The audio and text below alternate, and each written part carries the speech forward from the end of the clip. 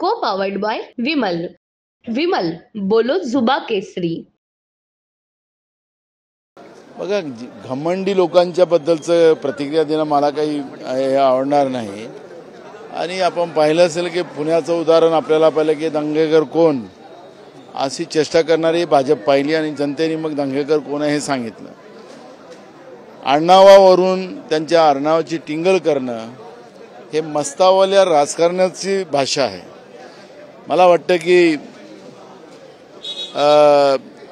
महाविकास आघाडी म्हणून या मस्तावल्या सरकारच्या उमेदवाराला कोकणातली जनता पाडेल. मुंबई असेल की नाशिक असेल त्या ठिकाणी या महायुतीचे उमेदवार हारतील अशा पद्धतीचे चित्र आज या चारही विधान परिषदेच्या निवडणुकीमध्ये आपल्याला पाहायला मिळणार आहे.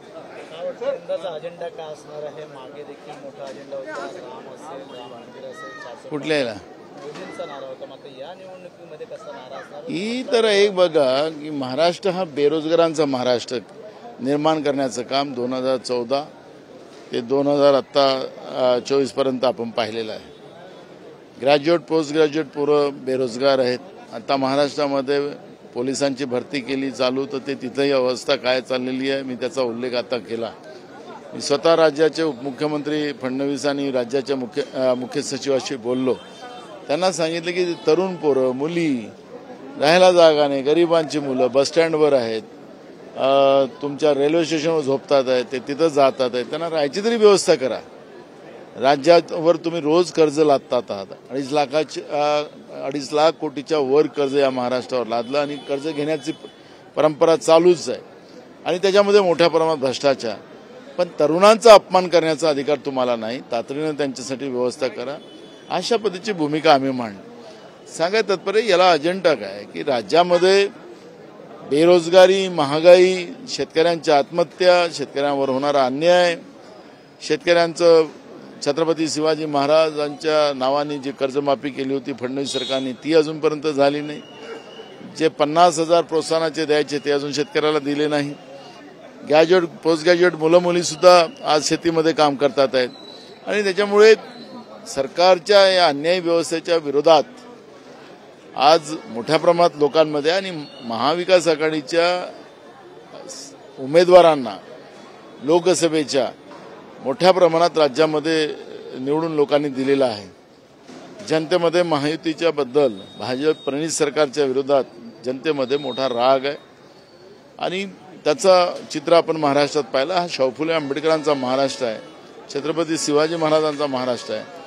या महाराष्ट्रामध्ये सातत्याने या विचाराला गाडलं जाते आहे, काळीमा लावली जाते आणि म्हणून जनतेने यांना आता सत्तेच्या बाहेर करायचा निर्णय केलेला आहे. सत्तेचा माज आणि पैशाच्या भरोशावर आम्ही निवडणुका जिंकू अशा पद्धतीचे सत्तेमध्ये बसलेले लोक करत असतील तर लोक त्यांना जागा दाखवतात.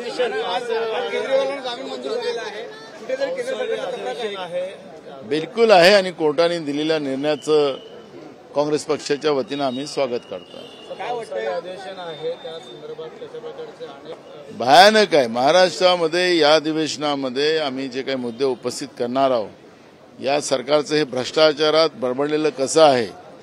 मग IASच्या बदल्या असतील, IPSच्या बदल्या असतील, इंजिनियरांच्या बदल्या असतील, त्याचा रेट आता जे जाहीरपणे सांगितला जातो आहे, योजनाच्या नावाने कसं जनतेचे पैसे लुटले जातात त्याचे सगळे पुराव्यासहित आहे. गरिबाच्या योजना असतील, शेतकऱ्यांच्या योजना असतील, ज्या काही योजना राबवल्या जातात महाराष्ट्रामध्ये आदिवासीच्या नावानं असतील, शेड्यूल कास्टच्या नावानं असतील, या योजनांमध्ये ह्यांनी भ्रष्टाचार कसा त्याच्या पुराव्यासहित आमच्याजवळ आहे. आणि म्हणून हे भ्रष्टाचारी सरकार राज्याला जनतेला कसं लुटते आहे आणि हे कसं सरकार महाराष्ट्राला विकते आहे. राज्यातले उद्योग कसे त्यांनी गुजरातमध्ये पाठवले. आजच आपण पाहिलं की पुन्हा अडाणीला जागा फ्री फंडला देण्याचा त्यांनी निर्णय केलेला आहे वाकोल्याच्या. तर म्हणजे याचा अर्थ अडाणीसाठी केंद्र आणि राज्य सरकार काम करते आहे का हाही प्रश्न आहेत. इथं लोकांना राहायला घरं नाहीत. पण ज्या पद्धतीनं लूटपाट जी चाललेली आहे या सगळ्या लूटपाटचं आम्ही या अधिवेशनामध्ये सरकारला आरसा दाखवणार आहोत आणि सरकारला उत्तर द्यावं लागणार आहे. शेतकऱ्यांना दुष्काळ असेल या पावसाचा देखील मोठा फटका बसलाय. काय वाटतं हे सरकार सामान्यचं सरकार म्हणतं तो मी विषय आता कळला म्हणून सांगतो की अजून बियाणं शेतकऱ्यांजवळ नाही, अजूनपर्यंत कर्जपुरवठा शेतकऱ्यांना झालेला नाही, आचारसंहितेचा बहाणा करून बँकेनी हातवरतं केले, शेतकरी वनवन होत आहे, शेतकऱ्यांच्या मोठ्या प्रमाणात आत्महत्या वाढत चाललेल्या आहेत आणि जो काही महाराष्ट्रामध्ये अजूनही जून आपला संपायला आला, अजूनही पाऊस पडत नाही, काही ठिकाणी पेरण्या चालू झाल्या तर बियाणं नाही, खतामध्ये काळा बाजार, बियाणामध्ये काळा बाजार, शेतकऱ्यांची लूट या महाराष्ट्रामध्ये चाललेली आहे. मोठ्या प्रमाणात यावर्षी जो दुष्काळाची परिस्थिती होती, मी स्वतः आणि आमच्या काँग्रेसच्या सगळ्या लोकांनी दौरे केले, त्यामुळे शेतकऱ्यांच्या बागा जळल्यात, त्यांच्या डोळ्यातलं अश्रू थांबत नाही. शेतकरी तिथं रडतात, आत्महत्या करतात. हे चित्र असताना सरकार विदेशात फिरायला गेलेली होती, थंड हव्याच्या ठिकाणी. महाराष्ट्रामध्ये जनतेला पिण्याचं पाणी नाही, तासोन तास पाणी आणायला जायचे आणि यावेळेस उष्माघाताने मरणाऱ्यांची संख्या मोठ्या प्रमाणात महाराष्ट्रामध्ये झाली आणि हे सगळं पाप राज्याच्या सरकारचं पाप आहे. प्रशासकीय व्यवस्था ठप्प झालेली आहे, त्याच्यामुळे या सगळ्या प्रश्नावर उत्तर सरकारला द्यावं लागलं.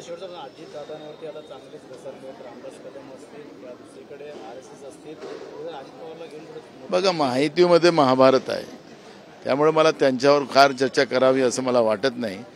पण सरकार म्हणून सरकारने ज्या पद्धतीची जबाबदारी निभायला पाहिजे होती, महाराष्ट्रातलं शिंदेचं भाजप-प्रणित सरकार हे सबसेल फेल झालेलं आहे, हे आपल्याला पाहायला मिळतं.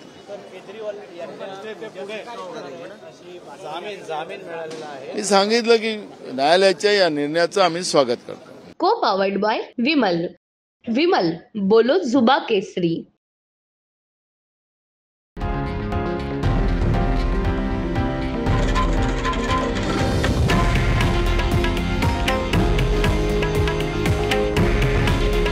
हे आहे देशातील नंबर 1 न्यूज नेटवर्क आणि आपण पाहत आहात TV9 मराठी.